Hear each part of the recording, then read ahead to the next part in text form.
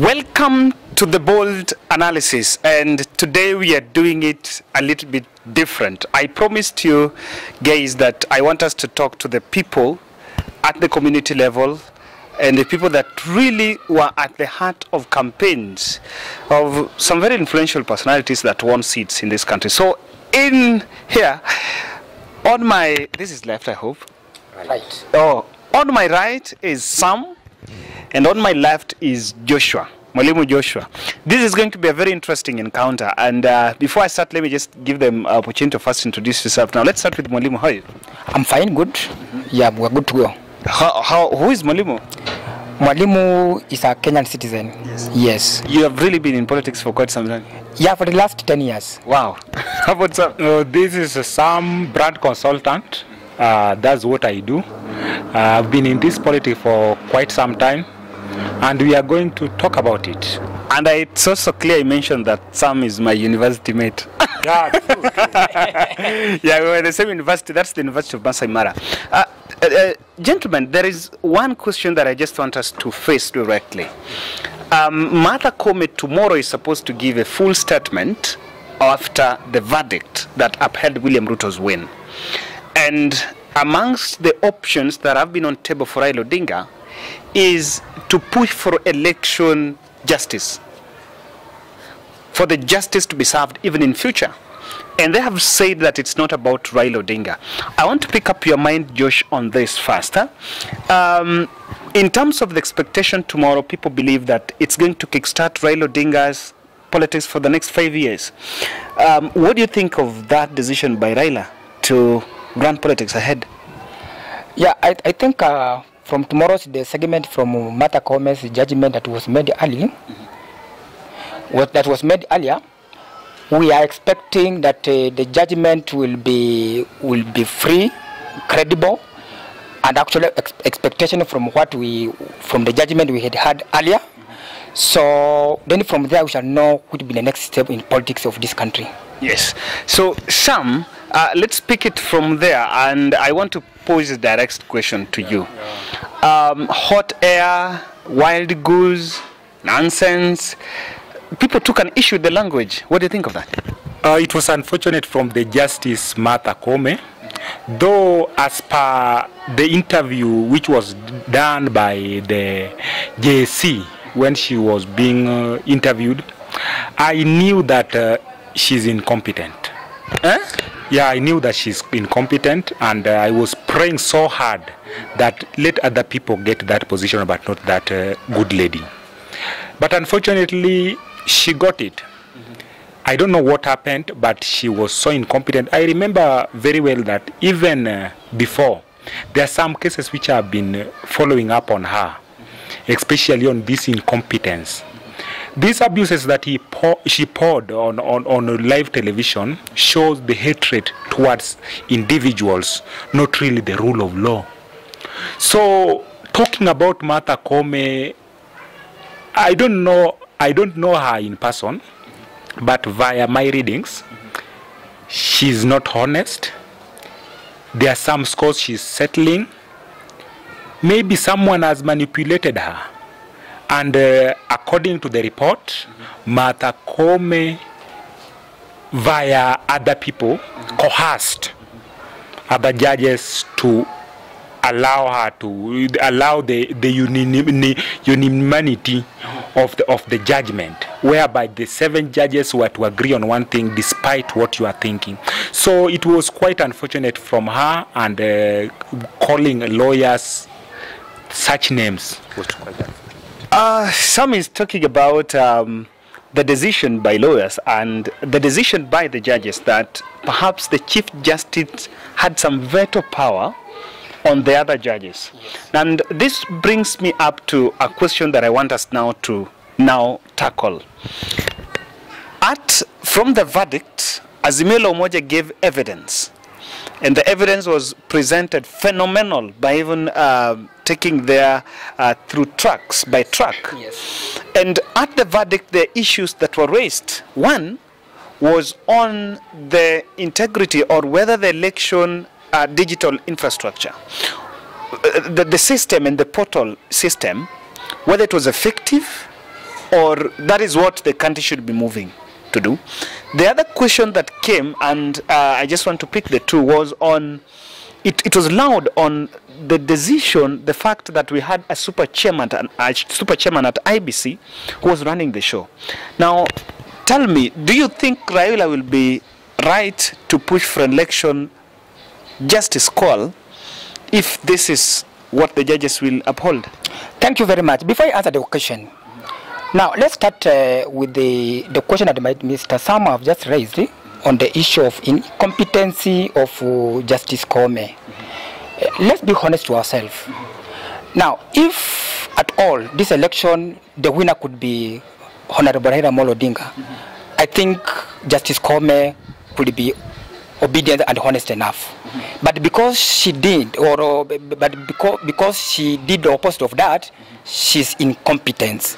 We need to agree from that. So you think the competency is on the political affiliation? That's what I mean. Because now, if it could be the vice versa of that, then my good friend, my learned friend here, could be talking of being honest to herself. But today she is honest because the result were out of the expectations. Wow. Now, coming back to your questions. Now, I think the reforms in this country was started long ago with the Right Honorable Raila Odinga. For the last 2 decades, I think so, or 3 decades. Now, if he has been pushing for all these reforms, we honor him for that. Which reforms is he going to do to ensure that he gets the power? That is, that's what I'm waiting to see. Yes, we will be entitled to do that reforms, but those reforms will not assist him at all, because he has been doing it all the year, since 1992 up to now. He has been doing. He's the one who brought in Chebukati as the chairman of the IBC. He's the one who brought in Mutunga, the former chief justice of the judiciary. He has brought in so many people on board, just to ensure to supersede the election and the exchange of powers in this country. So let me just put a rejoinder here there. If I'm getting you right, you think he only has the audacity to push the reforms if they're benefiting him? How about if they're benefiting the other people? Let's be honest, my friend. Let's be honest. What you can be pushing something that's going to benefit you. Can't be pushing something that's going to benefit you. Raila Odinga has been pushing the reforms in this country for his own benefit, to benefit him. But at the end of it, doesn't benefit him. He's the one who brought in the new constitution, which was promulgated on 28th of August 2010. But up to now, he has not even enjoyed it. Some different people are the one who enjoyed it. William Samoei Ruto, our current president of the Republic of Kenya, he was against the reform of the constitution, but he's the one enjoying it for the last. He will be enjoying it for the next 20 years. So Raila has been forming the reforms that are going to assist, to help him, or to enjoy it, but he has only been enjoying it. So, Sam, I want to refine his argument and bring in your thoughts in a more simpler manner. Do you think Raila will be right to push for reforms, or to make sure that in future we have a free and fair election if himself is not going to be on the ballot again? Raila is human being, Mwalimu is human being. Mwalimu has got freedom to think the way he wants to think. That what he is feeling is what Raila is feeling. Maybe Raila is not fighting for himself, and we have seen it not once, not twice. If we remember a lot of things which has happened since maybe 1991 up to date, a lot of them he has been fighting for, and maybe has not been assisting him in person. For example, the proposal on devolution, Raila Odinga knew that the devolution will assist the country, the whole country. Is Raila the whole country? Well, no. He should ask himself that question. Yeah. So after knowing that, he will understand that Raila is a selfless man who is ready to die for a right cause. So on question of whether he should go he should fight on. Raila, I think Kenyans and the current human being and the current one has got, they won't thank you. They won't tell you thank you. In fact, currently after seeing the world politics, there is a deviation on democracy. Yes. Democracy is becoming expensive. Democracy is becoming unnecessary. And I'm foreseeing for the next 30 years, there will be a decline on democracy, and maybe it will be replaced by other forms of government. And let Raila do what he can do, but let us not force him to do what we want, because our You're saying let Raila do what he can do, but let us, who is us in this context? us, The supporters. us is Kenyans, us is the world. Because I remember Raila saying that the Secretary General of United Nations calling him after an election, asking him about Kenya. So that means there were some talks on democracy and governance of Kenya, governance on Kenya. But again, supporters and those who are not supporting him, all the time they always sit down and they want to know what Raila is thinking. So maybe if Raila is not thinking what I'm thinking, then Raila is doing wrong thing. If Raila is thinking what I'm thinking, he's doing the right thing. So unlike supporters and non-supporters of Raila Odinga, all the time, so long as Raila is talking what he is feeling that is right, that's when he will support Raila. So Raila has been on problems with a lot of people because maybe he's not thinking the way other people are thinking. So for example, if Raila says that, no, I'm supporting William Ruto wholeheartedly, William Ruto supporters will support him.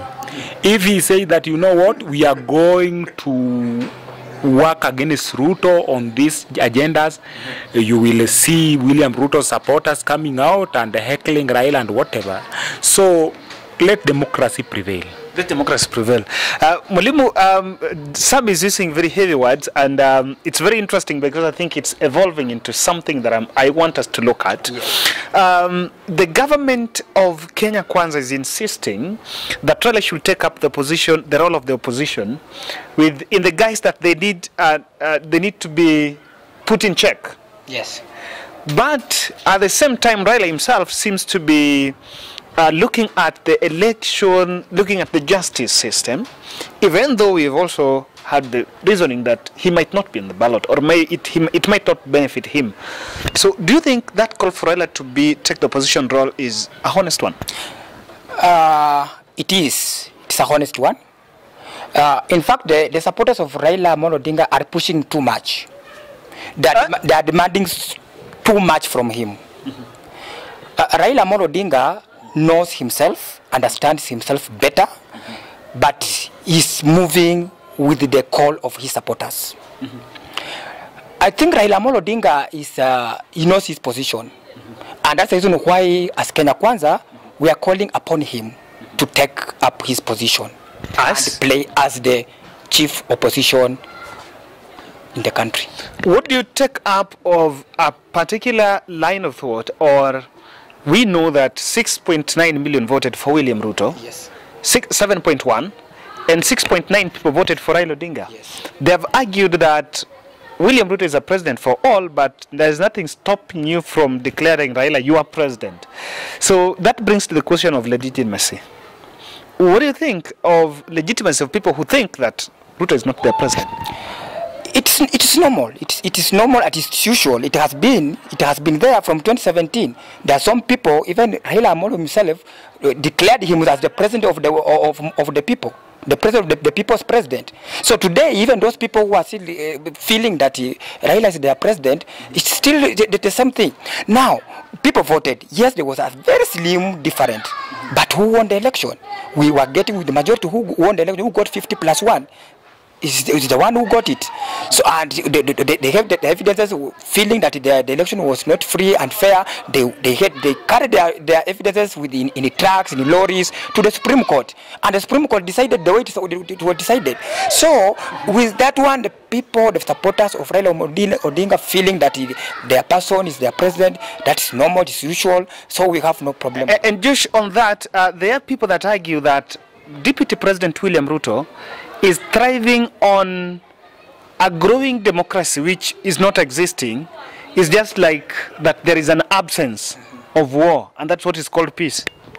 What do you mean by that, maybe? By some people say that he's comfortable because Raila's team are not protesting. Unlike in the last general elections where the winner will be declared, and of course there will be protest. So do you think that the absence of war is the peace we are enjoying, or you want to package it as democracy?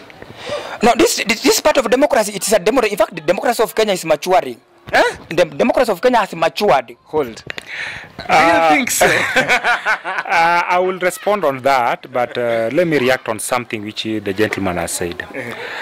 It has been unfortunate for a while that the President of the Republic of Kenya, William Ruto, his deputy and his government, and even his supporters have always claimed that Raila should go to opposition. This is unfortunate flaw of thought, because after the promulgation of 2010 Constitution, the position of opposition leader was scrapped off. You know, William Ruto did not support the current constitution, so he doesn't know the content of the constitution, and unfortunately a lot of his supporters are not well read. So they don't always follow up on constitution, on whether this constitution has got a line on whether there is a opposition leader or not. So are you saying there is no opposition leader in the constitution? You need also to check on it, because that is what is it. There is no role. The last opposition leader in Kenya was Uhuru Kenyatta in 2002-2007. Because we remember 2013, there was a coalition government. So there was no opposition leader. So the last opposition leader was Uhuru Kenyatta in 2002-2007. And William Ruto has been using this propaganda for some time. So some few myopic Kenyans have been thinking that there is a role of opposition leader in this Republic of Kenya. So what I'm asking Kenyans, and I'm asking every one of us, that Raila Odinga, just like Kenya, should do what he thinks that is good for him. William Ruto should do what is right for him, and should not wait to be checked. He should not wait. Why does he want to steal so that Raila to talk? Now, answer the question on democracy. Is it about democracy or just an absence of war? In Kenya, you know, the absence of war is not peace. Because after viewing a lot of histories worldwide, there are always silence. But that does not mean that people are peaceful and democratic. People are just looking for opportunity. Reading up to 1992, when an election is done where 2 ends the year, there are always a relative peace. But when 7 ends the year, there are always an explosion. So you read 2017, you read 2007, you read 97, unlike 92, 2002, and 2022. So I'm not saying that there will be something in 2027, but I'm just thinking aloud. Oh, Joshua, I wanted to get a little bit nudge. I know you will respond, but I want to, as you respond, I want to give you a question that I want you to look at. Kenya Kwanza and leaders around the president, not deputy, President William Ruto. I like the one that he's saying kindly. Yes, President William Ruto is touted to be grooming young people. And he went to Mount Kenya and got the young people around him. On the side of Raila Odinga, he seems to be holding on, supposedly, the old guards. And this is coming in the midst of a storm in ODM. I don't want us to look at that ODM, but I want you to look at, tell me on the reason behind these young people. And do you think that strategy is honest, or is just picking people to send the old guards home? Thank you very much. Let's continue being honest to ourselves, actually. Now, what Kenya Kwanza, and under the leadership of William Samoei Ruto, our current president, the strategy that is using is to ensure that the young people in this country get to the power. And that's the reason why you can see the women rep for Bomet County being grooved, coming up in such a position. Today, you can see what's happening in to our competitors. You can see what's happening there. People are fighting. The young people are fighting. Who are your competitors? Who are your competitors? Our competitors are the other side. You understand them? I don't mention them. So we know them. So our competitors, the young people, the young leaders in our competitors' party or coalitions are fighting to get, the young people are fighting to get the position, to get their space. But now look at in Kenya Kwanza. In Kenya Kwanza, the house is cool, the house is calm, because the young people have been given the position. In fact, in Kenya Kwanza, under the leadership of William Samoei Ruto, he has actually ensured that the young people get the position, the young people get the power, young people are getting the political space in this country as compared to our competitors. Yes. But I would just want to give me a point. Who do you think is the young person that won a seat because of William Ruto? Why are we not looking at also the voters' choices? To answer your question, for you to get a political space in this country, you must get the blessings of the kingpins, of the key politicians in this country. Look at some regions in this country. Once the leader of our competitor, the other side, when he just raised a hand of a leader, becomes the leader. You're talking about Raila. I'm talking about Raila. Once he raises someone, he said this one's Tosha, that is it. Becomes the person. Now look at William Ruto. Now William Ruto, once he has grooved these young people, these other people they have gotten the space. So these people are getting the positions. Nomination squabbles were in both camps. Yes. So I don't know whether the political parties, the big boys, really had the big say. There was a difference between the Kenya Kwanza and the Azimio. In fact, it's like day and night. Because in Azimio, people are being given the positions. People are being given the certificate direct. But in Kenya Kwanza, people were going for the nominations, and the nomination was free and fair. I was creating this conversation to give me a bearing to bring in Sam, because I wanted Sam to help us understand something. Miguna and Evans Odhiambo Kidero are emerging as key contenders that want to be the next Luo kingpins, even though Raila has not announced that he's going to leave. And the question that many people have been asking is, do you think Evans Odhiambo Kidero and Miguna will succeed in that quest? Without blinking my eye, they cannot succeed. For only 3 reasons. Number one, Miguna and Evans Odhiambo Kidero cannot agree. They can't sit for 5 minutes in the same room. The reason why these two gentlemen cannot, Miguna is full of himself. He knows everything. He will abuse anyone. Take one day, just take your time and go and interview Miguna. Or before even the interview, you will disagree.